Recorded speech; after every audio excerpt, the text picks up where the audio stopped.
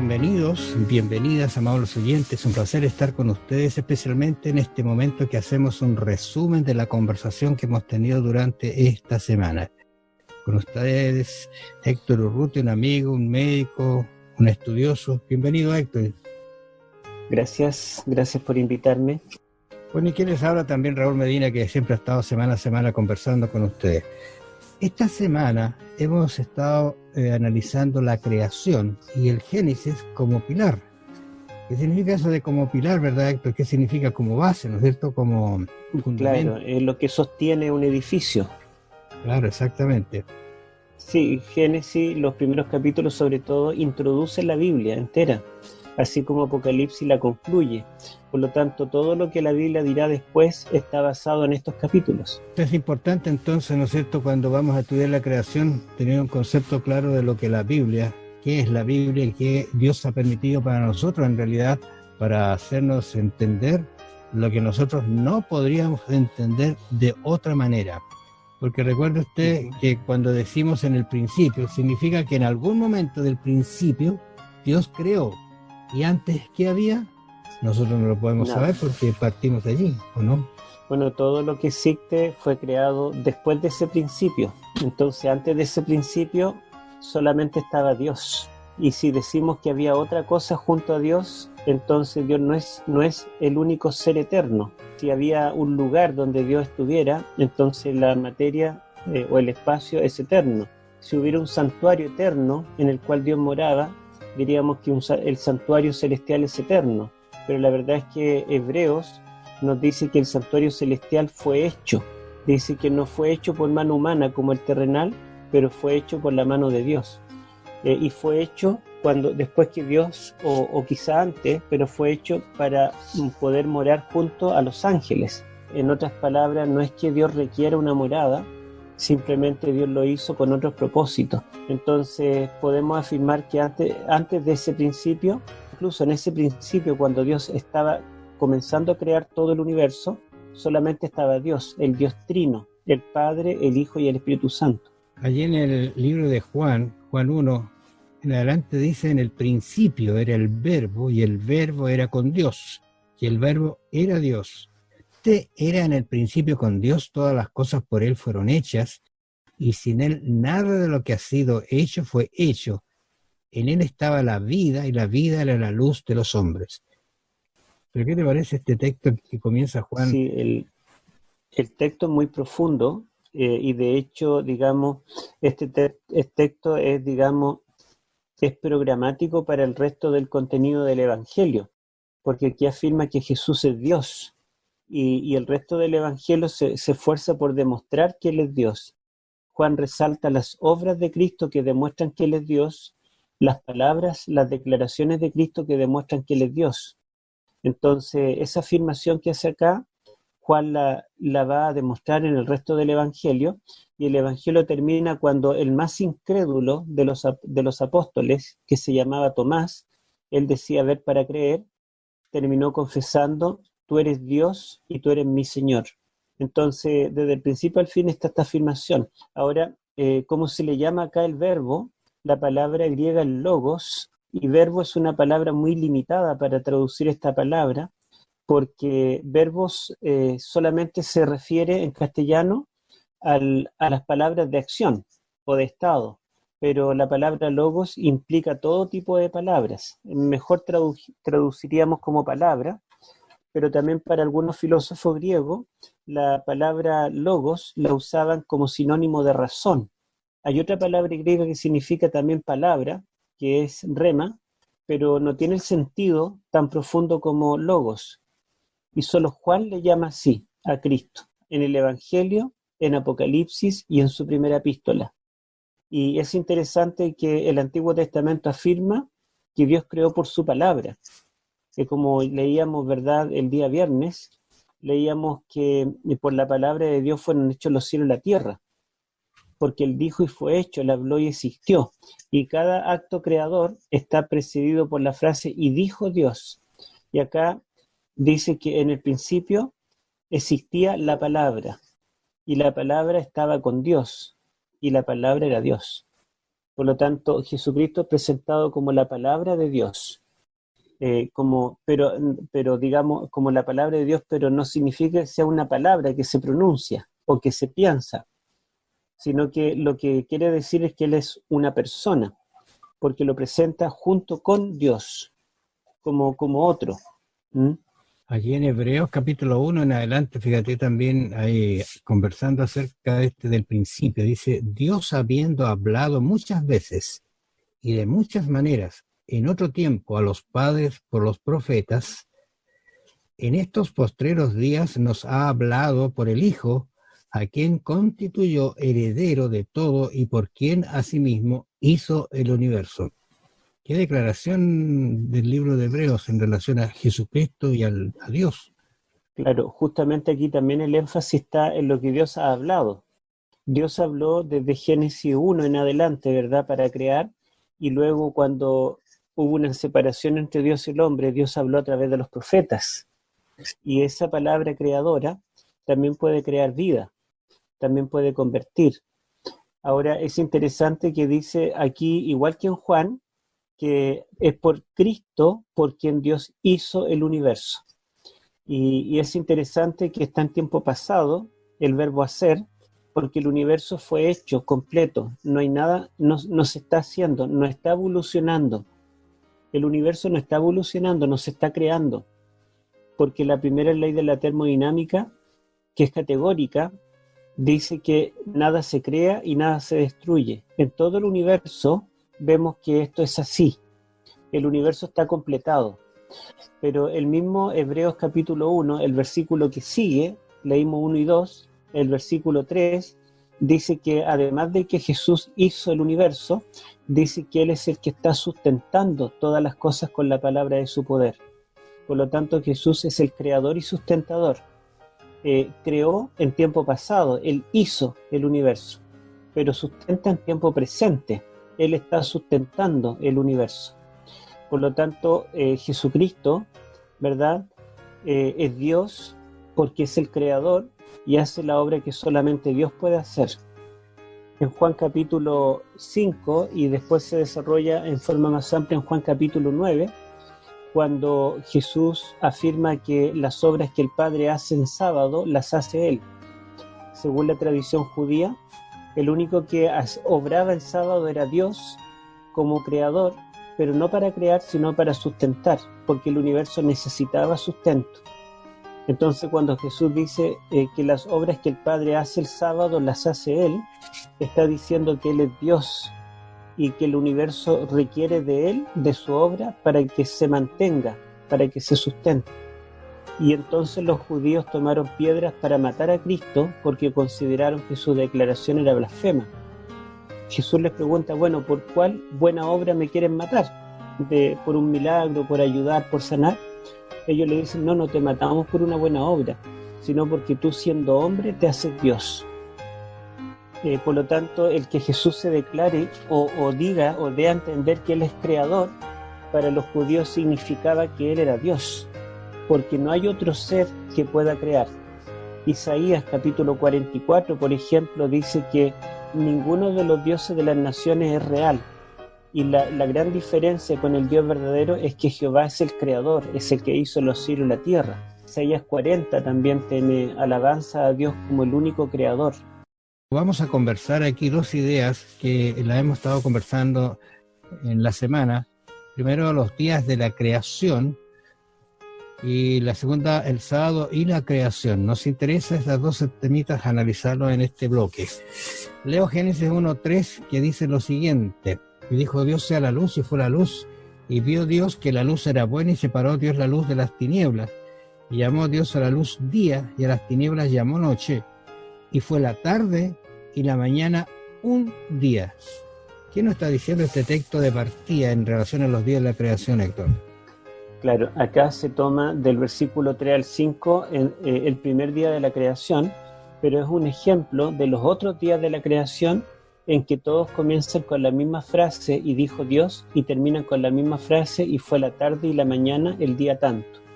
Y esto quiere decir que cada día de la creación tenía una tarde y una mañana. No es que cada día tenía miles de tardes o cientos de tardes y cientos de mañanas, sino una tarde y una mañana. Por lo tanto, era un día completo de 24 horas, igual que los días nuestros. Ahora, en ese día Dios hizo la luz. La luz no requirió evolucionar en millones de años.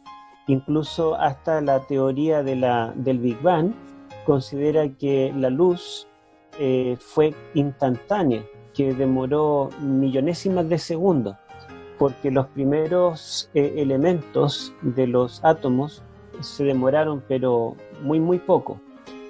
Por lo tanto, la energía que produce la luz no podría haber tomado millones de años o era una era geológica para poder existir. No tiene sentido. También hay reglas gramaticales en el idioma hebreo, por ejemplo, siempre que hay una enumeración donde se menciona, además de los días, la palabra días, se menciona un ordinal, primer día, segundo día, tercer día, siempre en el hebreo significa días literales de 24 horas. Y tenemos la evidencia más fuerte, que usted la mencionó en la semana, que es el cuarto mandamiento, donde Dios claramente afirma de que los días de la creación eran días de 24 horas cada uno, y que por lo tanto todo el pueblo de Dios del Antiguo y Nuevo Testamento debe trabajar 6 días de la semana y debe descansar el séptimo día, el sábado. Es tan claro cuando lo especifica diciendo más el séptimo día es reposo para Jehová. 6 días trabajarás, 6 días, ¿entiendes? Claro. Trabajarás y harás toda tu obra. Y luego viene el reposo que Dios nos ha entregado. En el versículo 11 incluso reafirma la idea que tú mencionas, dice, porque en 6 días hizo Jehová los cielos y la tierra, el mar y todas las cosas que en ellos hay, y reposó en el séptimo día, por tanto Jehová bendijo el día de reposo y lo santificó. Son días literales, no son millones de años como algunos lo reafirman, ¿no? Exactamente. Quizá mencionar un detalle, que la palabra día yom en el idioma hebreo se puede usar en forma figurada, pero el contexto la aclara. Por ejemplo, o también tiene otro significado, al igual que el castellano. En castellano la palabra día significa un día de 24 horas, pero también la palabra día puede significar la parte clara del día, porque día pasa a ser antónimo de noche, ¿verdad? Claro. Y en esa misma forma se usa también en la Biblia cuando habla del día y de la noche. En ese caso, cuando habla del día y de la noche, la palabra día se refiere a la parte clara, la mitad de un día. Pero la misma palabra en hebreo, cuando dice que contiene una tarde y una mañana, se refiere a un día completo de 24 horas. Y hay un tercer uso, que es un uso, figurado, que la palabra día pasa a representar un periodo indefinido. Por ejemplo, cuando se habla del día del juicio, no es que el juicio dure un día, o cuando se habla del día de Jehová, o cuando, digamos, el día, la canción que dice el día que me quieras. No es que sea un día de 24 horas, va a durar 24 horas ese cariño, sino que es el momento.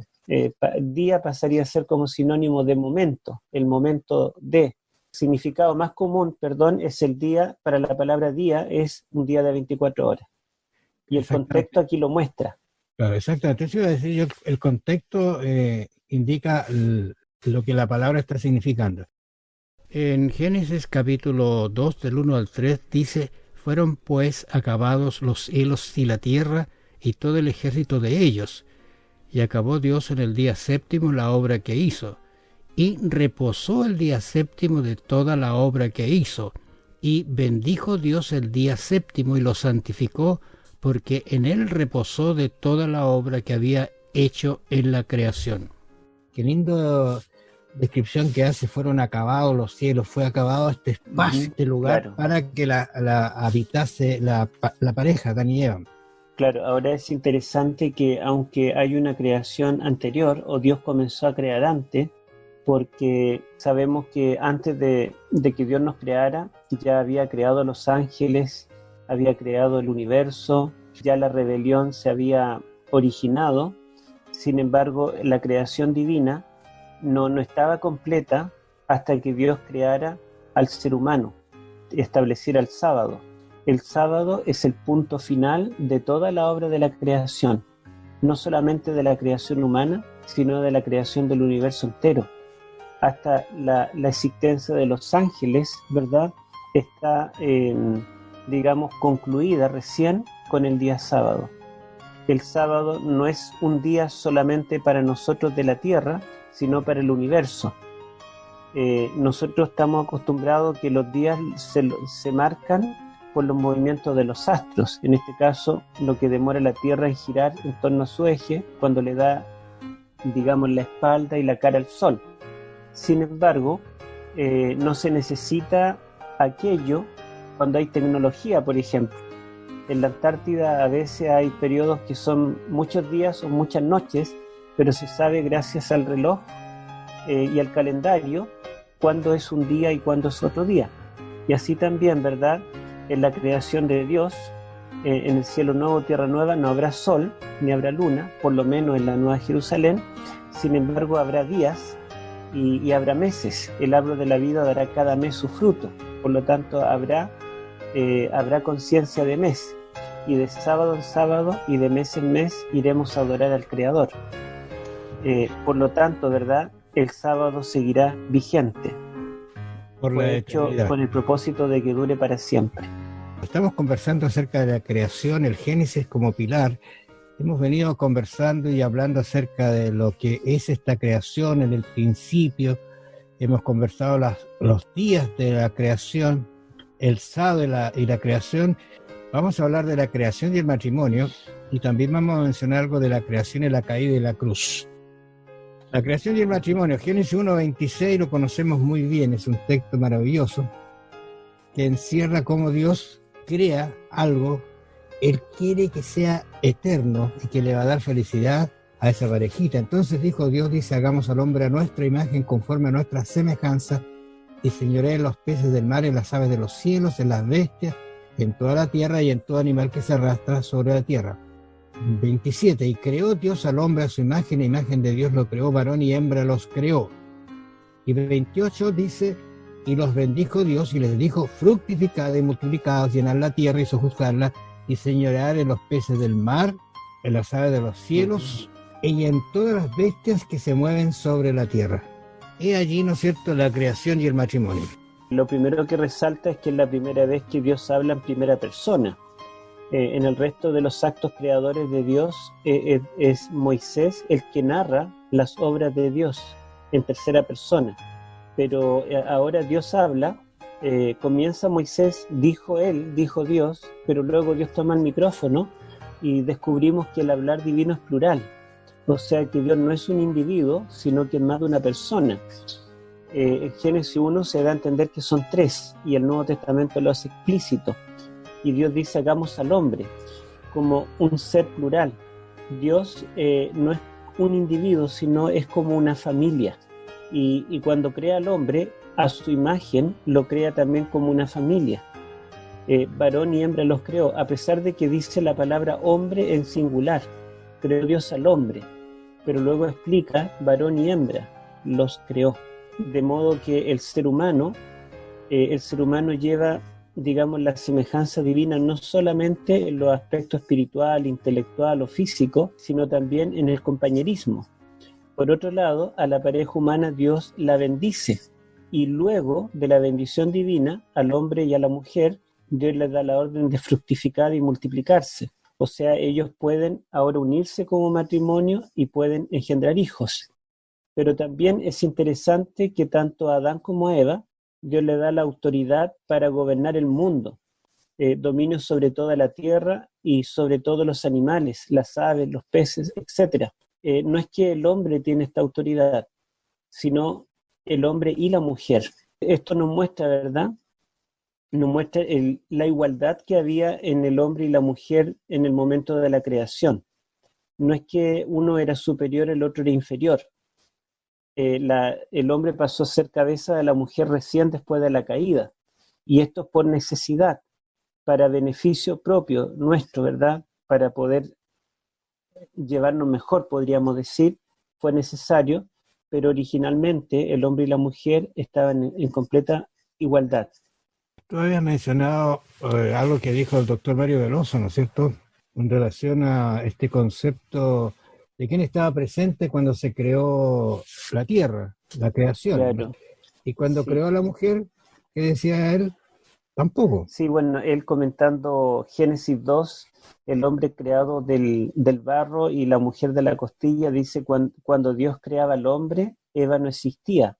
Y cuando Dios creaba a Eva, Adán dormía. En otras palabras, no es que el hombre ayudó a crear a la mujer o es causa de la creación de la mujer, o que la mujer ayudó a crear al hombre, o es causa de que el hombre fuera creado. Porque siempre se preguntan qué viene primero, el huevo o la gallina. ¿Quién es primero, Adán o Eva? Pero la verdad es que podemos decir, claro, Dios creó primero a Adán, sin embargo, ambos fueron creados completamente por Dios. No es que uno venga del otro. Alguien podría decir, pero la costilla era de Adán. Sin embargo, podríamos decir, el hombre fue hecho del barro. Y si eso significa que sea más importante, diríamos que el barro es más importante que el hombre, pero sabemos que no es así. Claro. Y nosotros vemos en Génesis, la semana de la creación, que Dios fue de menos a más, o sea, fue creando cada vez lo más sublime, dejó lo mejor para el final, como nosotros que dejamos el postre para el final. Y en ese sentido Dios creó al final la mujer. Entonces no podemos decir que porque el hombre fue creado primero sea más importante. Posiblemente, ¿verdad?, la mujer fue creada al final por algún propósito. Lo ratifica justamente allí el versículo 21, ¿no es cierto? Cuando dice entonces Jehová Dios hizo caer sueño profundo sobre Adán, y mientras éste dormía, no estaba quedándose dormido, sino cuando él dormía en ese sueño profundo, y la verdad es que un sueño profundo no nos sabe absolutamente nada. Entonces allí tomó una de sus costillas y luego cerró la carne, es un médico perfecto, ¿verdad? Mira, la creación, la caída y la cruz, tú habías mencionado de 4C la semana, me gustaría que lo mencionaras nuevamente. Sí. Creación, Bueno, en realidad caída, las 5C, 5 la C. creación, sí, la caída, la catástrofe del diluvio, la cruz y la Canaán celestial. Todas estas palabras comienzan con C y son, digamos, hitos que están encadenados uno del otro como si fueran eslabones de una sola cadena. Si sacamos uno de ellos, la cadena se rompe. Hay una interdependencia. La creación es, digamos, la causa de que existamos. No estaríamos acá si no hubiera habido una creación. La caída es la causa del pecado. O sea, el mundo en que vivimos, el bien y el mal, se puede explicar gracias a una creación perfecta, buena en gran manera, y gracias a una caída. Pero también la catástrofe nos muestra que Dios es un Dios que juzga, ¿verdad?, salva al inocente y condena al pecador, pero por otro lado también esta catástrofe, con el registro fósil que nos dejó, es la mejor explicación de la creación, porque esos largos periodos de millones de años que se suponen de la columna estratigráfica tienen una explicación mucho más, digamos, acorde a los datos cuando nosotros aceptamos una catástrofe universal. Después tenemos la cruz, y la cruz de Cristo es la redención, ¿verdad?, la única escapatoria a la caída del ser humano, es la gran salvación, ¿verdad? Y finalmente tenemos la Canaán celestial, que es la esperanza nuestra, y es también el lugar a donde Cristo nos llevará cuando venga su segunda venida. Y volver a la creación. Amables oyentes, ha sido un placer estar con ustedes, que el Señor los bendiga y los acompañe. Siga estudiando usted personalmente, comuníquese con Dios, el Espíritu Santo le va a ayudar a entender estas cosas maravillosas. Nos encontramos la próxima semana. Muchas gracias, bendiciones. Que Dios les bendiga, muchas gracias, hasta pronto.